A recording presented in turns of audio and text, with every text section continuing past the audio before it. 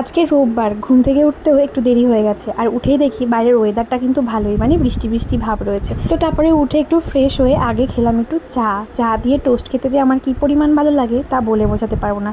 আর খেতে খেতেই জানলা দিয়ে দেখি কি সুন্দর বৃষ্টি পড়ছে। আর এই বৃষ্টির সময় মনে হয় কি কাজ টাজ বাদ দিয়ে জানলাতেই বসে থাকি। আর এখন বসে থাকার সময় হচ্ছে, ও গেছে বাজার আনতে, আর তারপরেই কিন্তু রান্নাবান্না হবে। আর চলো তোমাদেরকে দেখাই ও কী বাজার নিয়ে এসছে। এখানে নিয়ে এসছে চিংড়ি মাছ, আর আমার ও খুব ওল খেতে ইচ্ছা করছিল, ওল চিংড়ি।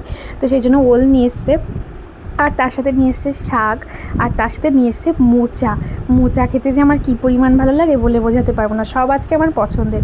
প্রথমে ভেবেছিলাম মোচাটা আজকে রাঁধবো না, তারপরে ভাবলাম না, নিয়ে এসছে যখন রেঁধেই ফেলি। সব কেটে কুটে ফেলেছি, আর এবার কিন্তু রান্না শুরু করে দিতে হবে। তো চলো একে একে রান্না শুরু করি। আর যখন রান্না করছি বাইরে দিয়ে কিন্তু বেশ হাওয়া আসছিলো আর ভালোও লাগছিলো।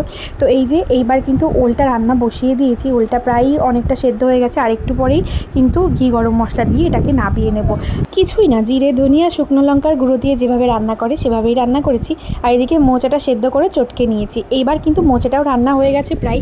তো এটাতেও কিন্তু আমি বেশি কিছুই দিইনি, কারণ বেশি মশলা দিলে এটার নিজস্ব স্বাদটা নষ্ট হয়ে যায়। তেলের পরে শুকনো লঙ্কা আর জিরে ফোড়ন দিয়েছি, আর তার মধ্যে একটু জিরে গুঁড়ো শুকনো লঙ্কার গুঁড়ো দিয়েছি, চিংড়ি মাছ তো দিয়েছি। আর এদিকে কিন্তু শাক ভাজিটা হচ্ছে, শাকটা বেশ কড়া করে ভেজে নিচ্ছিলাম।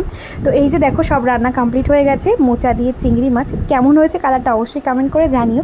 আজকে দুপুরের খাওয়া দাওয়াটা একদম জমে যাবে, কারণ প্রত্যেকটা খাবার আমার পছন্দের। আর শাকটা পছন্দের না হলেও, মানে শাকটা অনেকটা পছন্দ না হলেও জোর করে খেতে হবে, কারণ এটা উপকারী জিনিস।